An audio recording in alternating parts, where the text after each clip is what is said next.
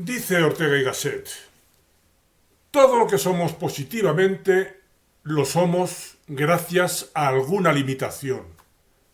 Y este ser limitados, este ser mancos, es lo que se llama destino, vida. Lo que nos falta y nos oprime es lo que nos constituye y nos sostiene.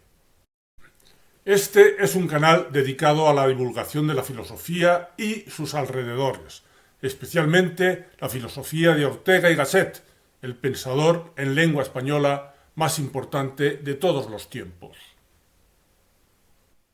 Nos introduce así Ortega en una idea que parece contraintuitiva, la de que gracias a nuestras insuficiencias, debilidades, vulnerabilidad, insignificancia, despertamos en nosotros el resorte que nos lleva a contrarrestarlas, a contrarrestar todos esos defectos. Gracias a que todos ellos nos duelen, nos apremia la necesidad de superarlos. Y viene a confirmar Ortega que esa propensión hacia lo mejor de nosotros mismos enraiza en nuestras deficiencias cuando dice: en vez de derramar llanto sobre nuestras limitaciones, debemos utilizarlas como saltos de agua para nuestro beneficio. La cultura ha sido siempre aprovechamiento de inconvenientes.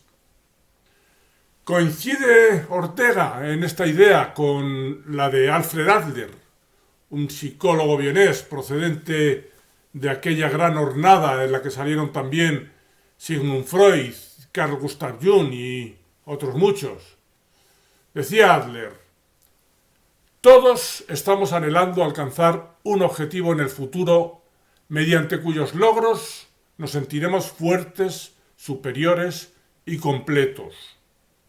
Como quiera que se la llame, siempre encontraremos en los seres humanos esta gran línea de actividad: la lucha por ascender de una posición inferior a una posición superior, de la derrota a la victoria, del abajo al arriba. Comienza en nuestra primera niñez, continúa hasta el final de nuestra vida. Ortega conoció y valoró la obra de Adler, aunque curiosamente no le cita en sus libros. Este autor, Adler, nos ayuda de manera muy importante a perfilar esta idea que estamos intentando desarrollar. Dice también Adler: la vida del hombre comienza siempre con un sentimiento de inferioridad más o menos profundo. Este sentimiento es la fuerza impulsora de la que parten todos los afanes del niño y que le impone una meta u objetivo del que espera toda seguridad y tranquilidad para el futuro, obligándole a emprender la trayectoria que le parezca más adecuada para su logro.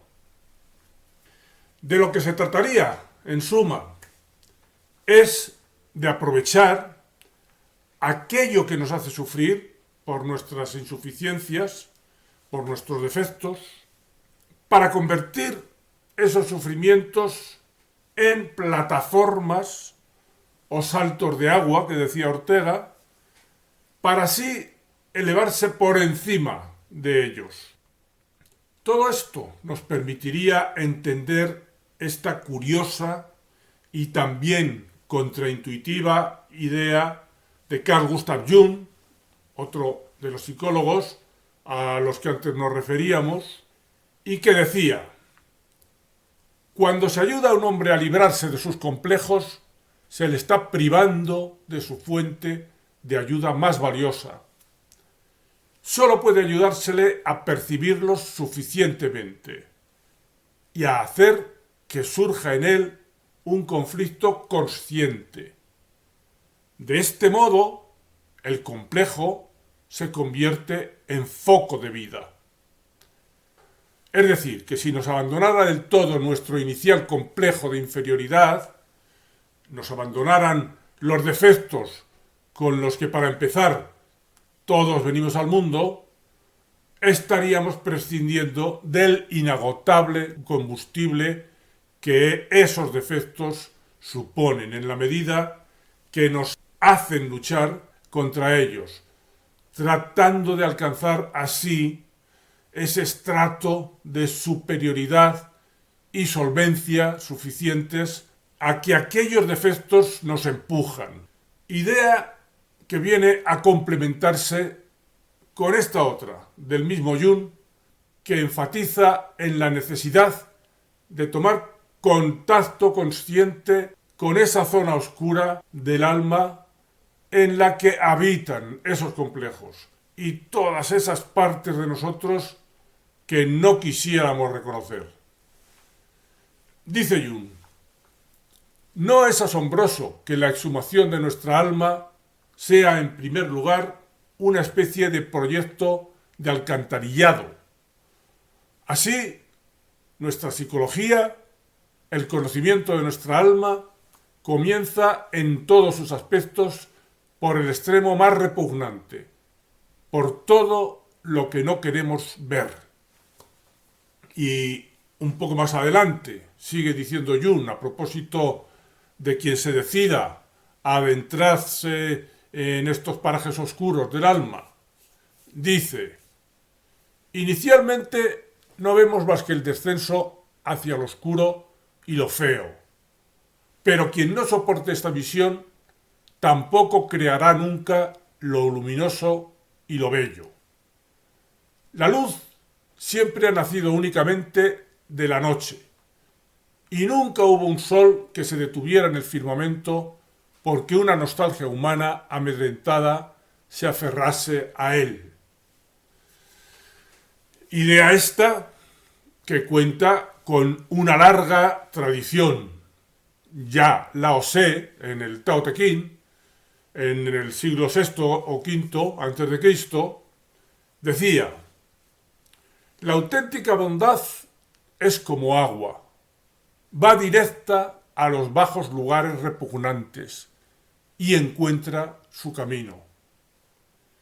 También Lao Tse decía: rómpete para ser entero, retuércete para ser recto. Y asimismo Nietzsche, Friedrich Nietzsche, aboga por este descenso a la zona de sombra del alma, cuando dice: el hombre necesita para sus mejores cosas de lo peor que hay en él. Vuelve a ratificarse Nietzsche, afirmando que la creación de valores morales es en definitiva consecuencia de sentimientos y consideraciones inmorales. Y asimismo, dice Nietzsche, el mal sumo forma parte de la bondad suma, mas esta es la bondad creadora. Dejemos constancia, en fin, de que Nietzsche es un filón a la hora de recoger citas con las que seguir apuntando hacia esta idea, porque dice a sí mismo: al hombre le ocurre lo mismo que al árbol. Cuanto más quiere elevarse hacia la altura y hacia la luz, tanto más fuertemente tienden sus raíces hacia la tierra, hacia abajo, hacia lo oscuro, hacia el mal.